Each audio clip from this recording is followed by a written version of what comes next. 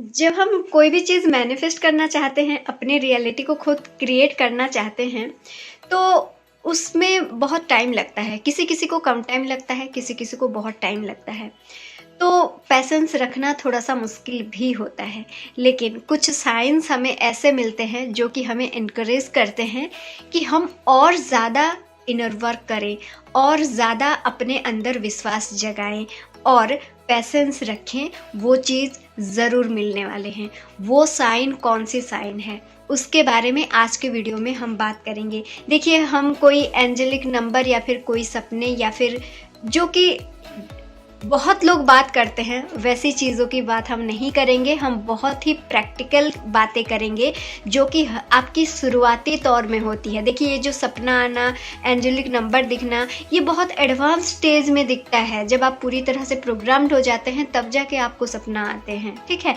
तो शुरू में ऐसी जो पहली पड़ाव होती है, दूसरी पड़ाव होती है, शुरू में ऐसे कौन सी चेंजेस आपके अंदर आती है जिसको आप साइन की तरह माने और खुद ब खुद को एनकरेज करें कि नहीं, मुझे इनर वर्क को जारी रखना है। तो वो कौन सी चीज़ें हैं? देखिए दोस्तों, इसका साइंस को समझने की कोशिश कीजिए, ठीक है। जो चीज़ें हम चाहते हैं वो अभी तक हमें क्यों नहीं मिली? क्योंकि उसके ऊपर हम कभी विश्वास नहीं किए, हम अपना कभी इनर वर्क नहीं किए, है ना। अपने विश्वास के ऊपर कभी काम नहीं किए, अपनी फीलिंग्स के ऊपर कभी काम नहीं किए। और कुल मिला के जो ज़रूरी बात है, अगर हर चीज़ को हम एक ही बात बोले, 100 बात की एक बात, वो ये है कि कभी आपने अपनी वाइब्रेशन को बढ़ाए ही नहीं, उस पर काम नहीं किए। क्योंकि आपका वाइब्स बढ़ा नहीं है, आपका वाइब्स जितना था उतना ही है। 10 था तो 10 ही है। तो वो 10 वाले चीज़, 10 वाले पर्सन, वही 10 नंबर वाली चीज़ें ही आपकी ओर आती जा रही है, ठीक है। जब आप अपनी वाइब्स को 10 से 9, 9 से 8, 7, 6 ऐसे कर करके ऊपर ले लेके जाते हैं, जब आप 1 तक पहुंच जाते हैं तो फिर आपकी सिचुएशंस और आपकी ज़िंदगी में हर वो चीज़ बदलने लगती है। ये साइंस है, ये सिंपल है बहुत। ये एक लॉ है कि आप जो फ्रीक्वेंसी में वाइब्रेट करेंगे, अगर हायर फ्रीक्वेंसी में वाइब्रेट करेंगे तो हायर चीज़ें आपकी ओर आएगी, अगर लोअर फ्रीक्वेंसी में वाइब्रेट करेंगे तो लोअर चीज़ें आपकी ओर आएगी। ये लॉ है, ठीक है। तो देखिए, अभी तक आपको वो चीज़ें क्यों नहीं मिली? क्योंकि आपकी वाइब्स लो थी, है ना। तो अब आपको कैसे पता चलेगा कि वो चीज़ें आपको मिलने वाली है? जब आपकी वाइब्स बढ़ जाएगी, सिंपल है ना। तो वो तो एक ही दिन में नहीं बढ़ने वाली, ठीक है। तो शुरू में क्या होता है, जब हम इनर वर्क करना शुरू करते हैं, जब हम एफर्मेशन करना शुरू करते हैं, विजुअलाइजेशन करना शुरू करते हैं, मेडिटेशन करना शुरू करते हैं। शुरू से ही कोई 15 मिनट तक मेडिटेट नहीं कर पाता है, शुरू से ही हम विजुअलाइज नहीं कर पाते हैं, हम सिर्फ ट्राई करते हैं। तो शुरू में चीज़ें नहीं होती है। नहीं होने के बावजूद भी आपको उन चीज़ों को प्रैक्टिस करना होता है। देखिए, जैसे एक छोटा बच्चा है, जब मेरा बच्चा छोटा था, बहुत छोटा था, जब उसको हम पहली बार स्कूल भेजते हैं तो क्या वो जाता है? नहीं जाता है। उसको थोड़ा ज़बरदस्ती पुश करना पड़ता है। 2 दिन, 3 दिन, 8 दिन, 10 दिन तक उसको पुश, हो सकता है 1-2 महीने तक भी कोई बच्चे को ज़बरदस्ती खींचातानी करके ले जाना पड़ता है। लेकिन उसके बाद जब उसको स्कूल में मज़ा आने लगता है तब वो अपने आप जाता है ना। ये हो गया बच्चे की बातें। अगर आप खुद की बात करें, आप सबको पता है कि सुबह उठना बहुत अच्छी बात है, लेकिन क्या आप उठते हैं? और जब आप उठने की डिसीजन लेते हैं तो क्या करते हैं? सबसे पहले आपको थोड़ा सा पुश करना पड़ता है ना। ठीक वैसे ही हमारा जो सबकॉन्शियस है वो एक बच्चा है, उसको हमें सबसे पहले थोड़ा सा प्यार से, ज़बरदस्ती नहीं, प्यार से समझा के उसको थोड़ा सा पुश करना होता है। आज अगर मन नहीं भी कर रहा है कि मेडिटेट करूं, बैठूं 1 घंटा तक कुछ स्क्रिप्टिंग करूं, या फिर जो भी आपके कोच हैं या फिर जिनके साथ, जिनका गाइडेंस लेके आप आगे बढ़ रहे हैं, उनके मुताबिक वो जो भी काम करने के लिए आपको बोले हैं वो कुछ भी हो सकता है। तो आपको ना शुरू में ऐसा लगेगा कि नहीं करनी है यार, ठीक है छोड़ देते हैं, ये इन सब में कुछ नहीं रखा, इस टाइप की फीलिंग्स आती है जब आप शुरू में करते हैं। शुरू में तो 2-4 दिन एक्साइटमेंट आती है, उसके बाद वो एक्साइटमेंट कम हो जाती है। इसका मतलब ये है कि आपकी जो पुरानी वाली वाइब्स है ना, वो आपको खींच रही है, ठीक है, वहाँ पर आपको उसको क्रॉस करना पड़ेगा, वहाँ पर आपको एफर्ट डालनी पड़ेगी और उस वाइब्स को ख़त्म करके, उस वाइब्स को थोड़ा सा हटा के आपको आगे निकल जाना पड़ेगा कि नहीं यार, आज एक दिन कर लेता हूँ, आज एक दिन कर लेती हूँ, आज एक दिन कर लेती हूँ। ऐसे कर करके खुद को समझा समझा के आपको वो आदत बना लेनी पड़ेगी, ठीक है। तो क्या क्या चेंजेस आते हैं?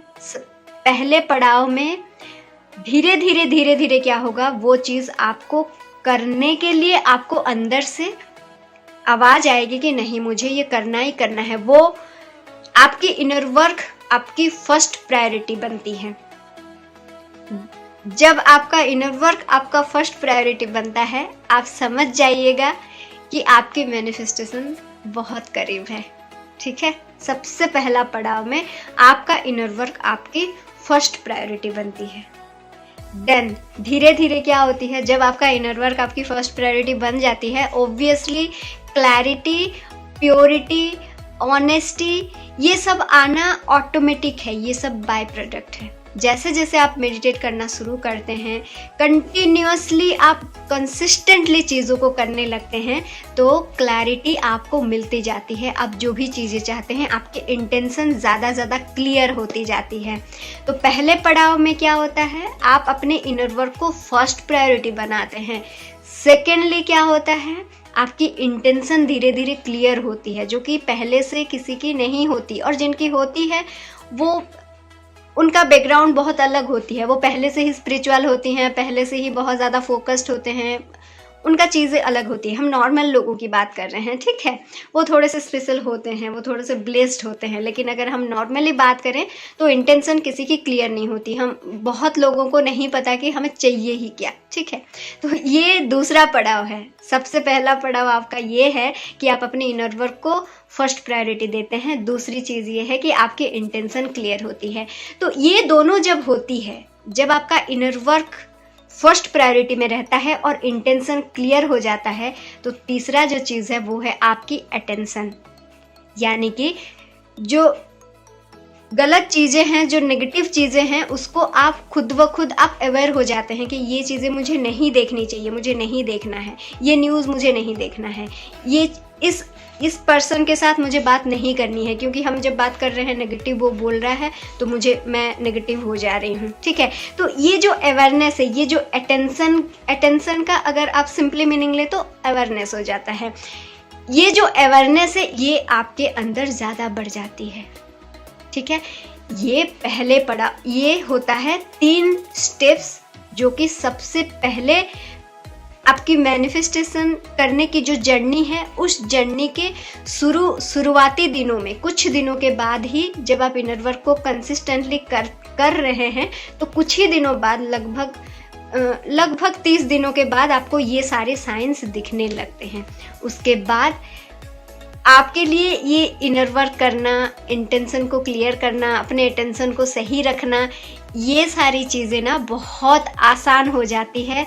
और चौथा और फाइनल स्टेप होता है सरेंडर, जो कि आप पहले नहीं कर रहे थे। चाहे हम कितना ही सुने हो, हमारे कोच कितना ही बोलते हो, हम सरेंडर नहीं करते हैं। हम हमेशा से अपनी टाइमिंग चूज़ करते हैं, अपने हिसाब से सब कुछ करना चाहते हैं। लेकिन आप ये तीनों कदम को आप जब पार कर जाएंगे, जब आपका इंटेंशन क्लियर हो जाएगा, आप इनर वर्क पे बहुत, आपकी फर्स्ट प्रायोरिटी बन जाएगी, आपका अटेंशन बहुत क्लियर हो जाएगा, आप बहुत अवेयर हो जाएंगे, उसके बाद ये जो सरेंडर वाली फीलिंग्स है वो अपने आप आ जाएगी। और जिस दिन आप सरेंडर कर देते हैं ना यूनिवर्स को, उसी दिन आपका दरवाज़ा खुल जाता है और उसी दिन से चीज़ें आपकी ओर आने लगती है। तो दोस्तों, सबसे पहले याद रखिए, आपको खुद को पुश करके इनर वर्क करना है, क्योंकि पहला पड़ाव आपका है आपकी इनर वर्क को फर्स्ट प्रायोरिटी बनाना। इन चीज़ों को याद रखें, बहुत ज़्यादा कंफ्यूज ना हुए। और अगर इनर वर्क करने में, इसको हैबिट में लाने में कोई भी प्रॉब्लम फेस कर रहे हैं, प्लीज़ आप मेरे साथ कांटेक्ट कर सकते हैं और हम मिलके उस हैबिट को डेवलप कर सकते हैं। तो मिलते हैं और एक वीडियो में। Till then, bye bye and thank you so much.